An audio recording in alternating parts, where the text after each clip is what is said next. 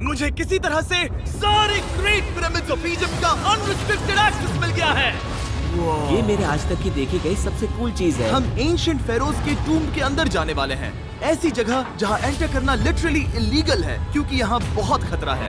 अगर हम गिर गए तो? ओह हाँ, तुम बेशक मर जाओगे। हम स्विम करके पिरामिड्स के नीचे बने एक सीक्रेट अंडरग्राउंड टूम तक भी जाने वाले हैं। Oh my God! हमें एक्सप्लोर करने के लिए सिर्फ 100 घंटे मिले हैं और हम शुरू करने वाले हैं अभी इसी वक्त। मेरे पीछे आओ बॉयज, मजा आने वाला है। ये कितना खूबसूरत है। किसी ने यहाँ ये पत्थर 4500 साल पहले रखा था। बिल्कुल सही, ये पिरामिड लगभग 4500 साल पुराना है।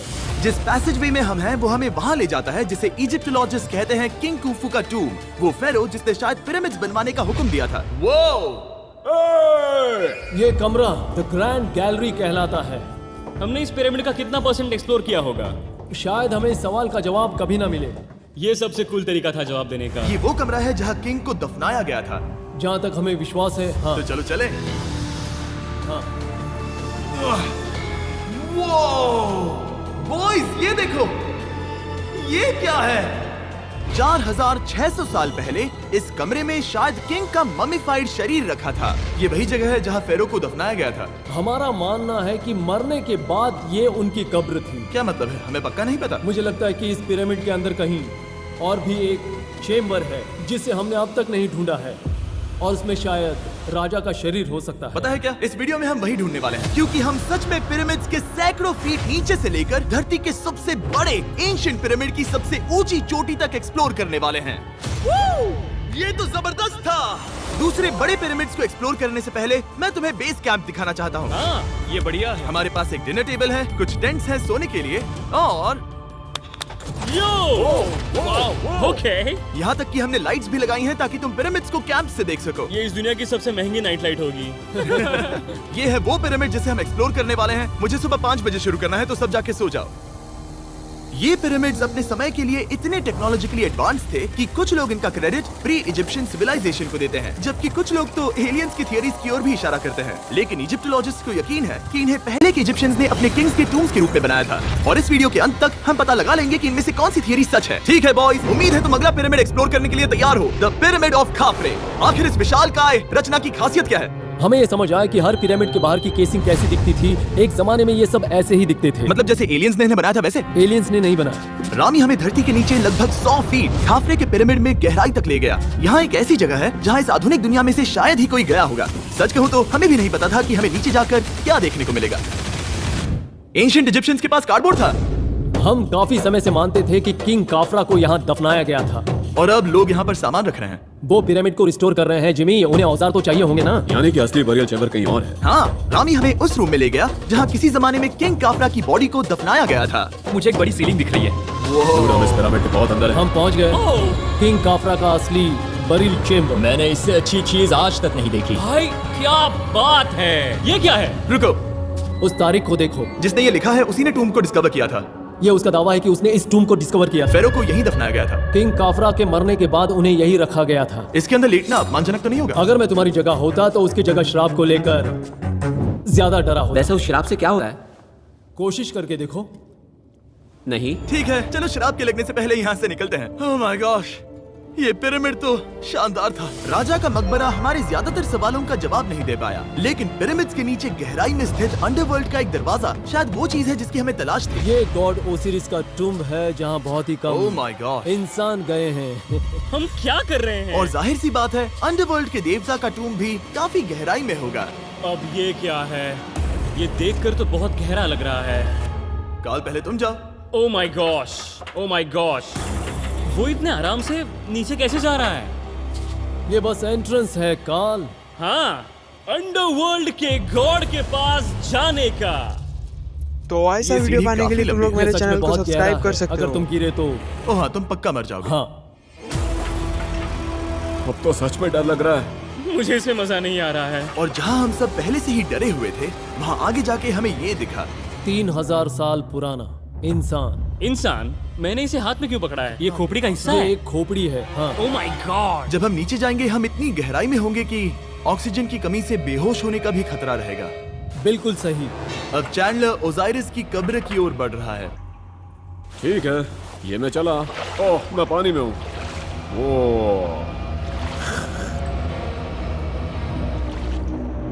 तुम महसूस कर सकते हो कि यहाँ की हवा थोड़ी पतली है। रुको, ये क्या है? यहाँ एक पत्थर है। ये पत्थर या कोई ढक्कन? इस कमरे के ठीक बीच में गॉड ओसिरिस का सरकोफेगस रखा है। यानी कि यहीं पर है उस अंडरवर्ल्ड का दरवाजा। हाँ, तो अंदर जाकर देखो।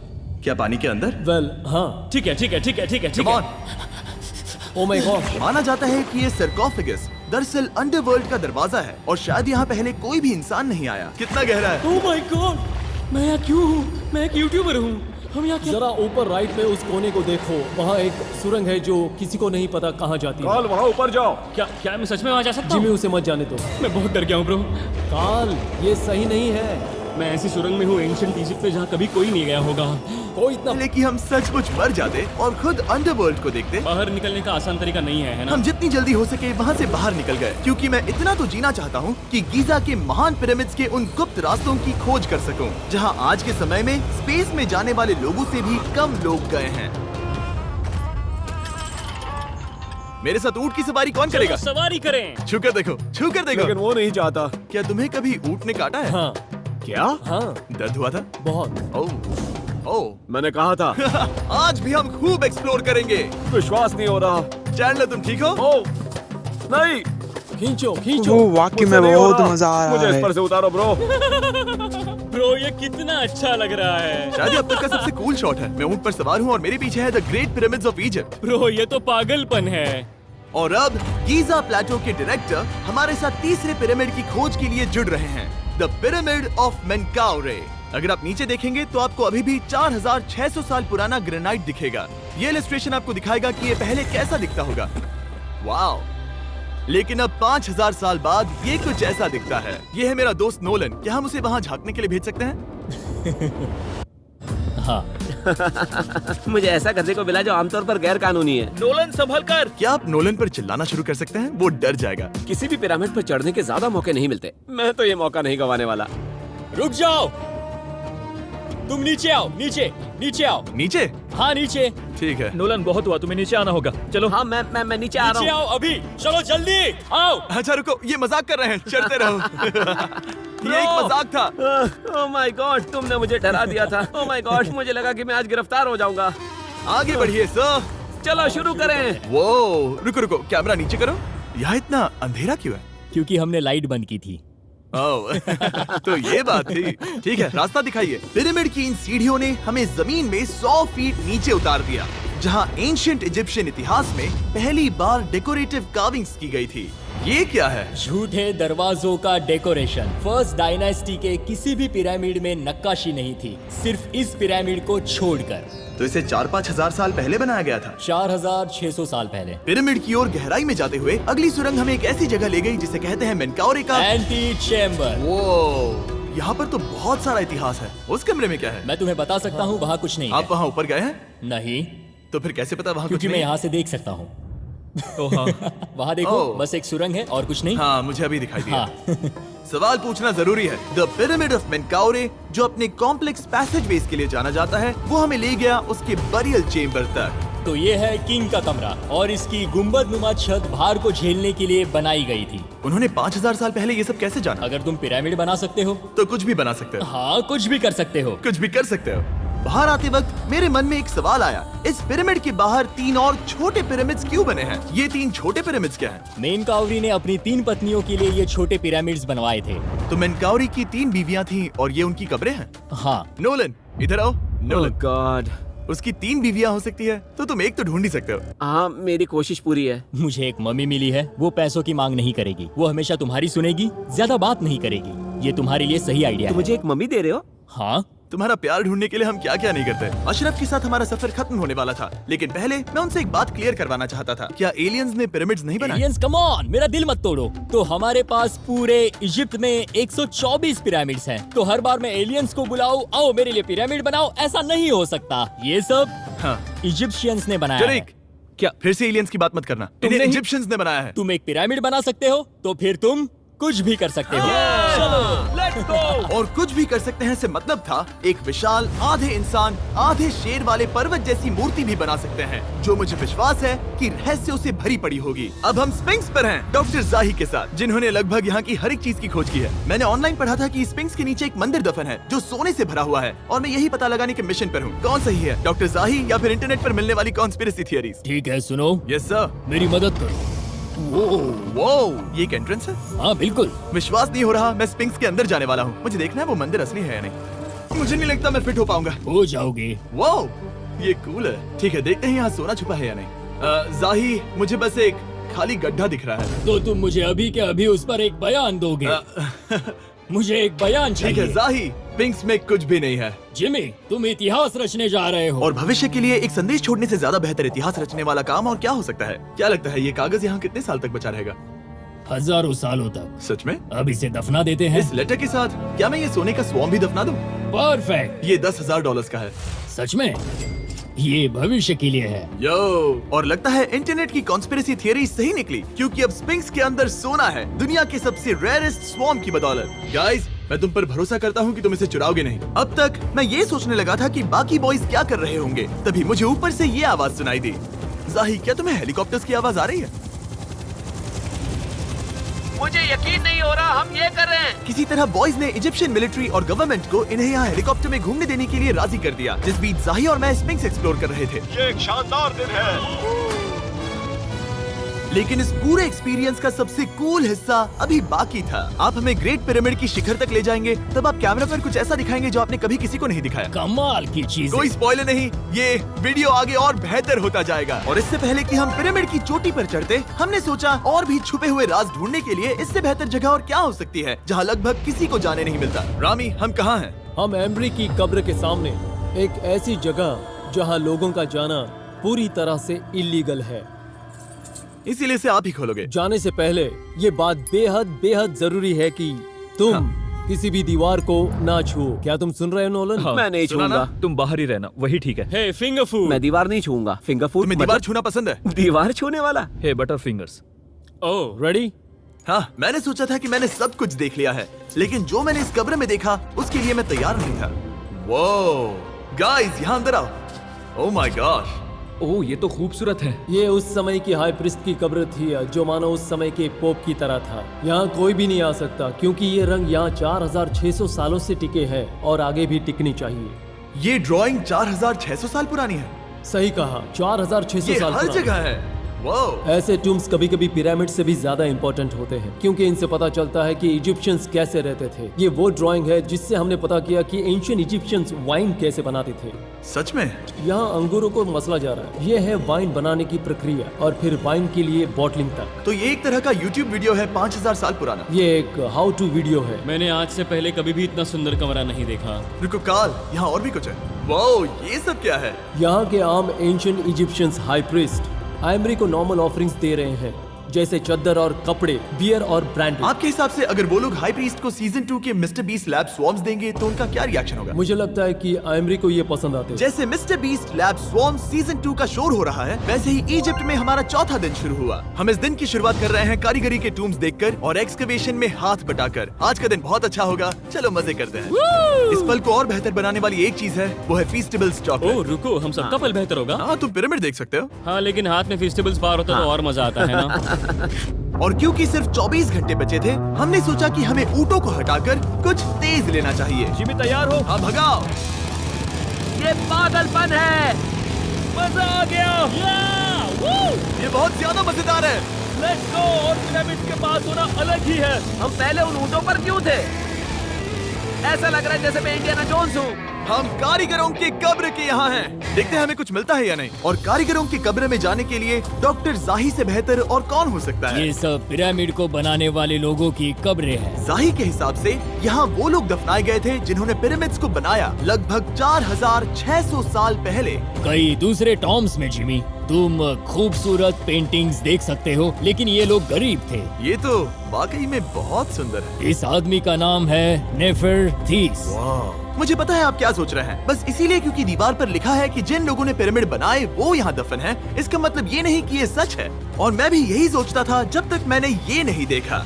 रुको रुको क्या ये रुको। वही है जो मुझे लगता है? क्या ये खोपड़ी है? जाही, मुझे आपसे कुछ पूछना है क्योंकि लोग सवाल करेंगे। आपने ये खोपड़ी यहाँ नहीं रखी थी ना? नहीं नहीं नहीं नहीं, ये वही जगह है जहाँ ये कंकाल पड़ा था। यानी 4600 साल पहले हाँ से? हाँ, हमने इसे बिल्कुल भी नहीं और छुआ। आप मुझे इसे खोदने दे रहे हैं? क्या ये रीढ़ की हड्डी है? हाँ, हमने पता किया कि यहाँ सभी पुरुष और महिलाएं जिनके कंकाल पाए गए उनकी पीठ में तनाव था। ओके। पूछो क्यों? क्योंकि वो भारी पत्थर उठा रहे थे। बिल्कुल सही। हाँ। बहुत स्मार्ट हो तुम।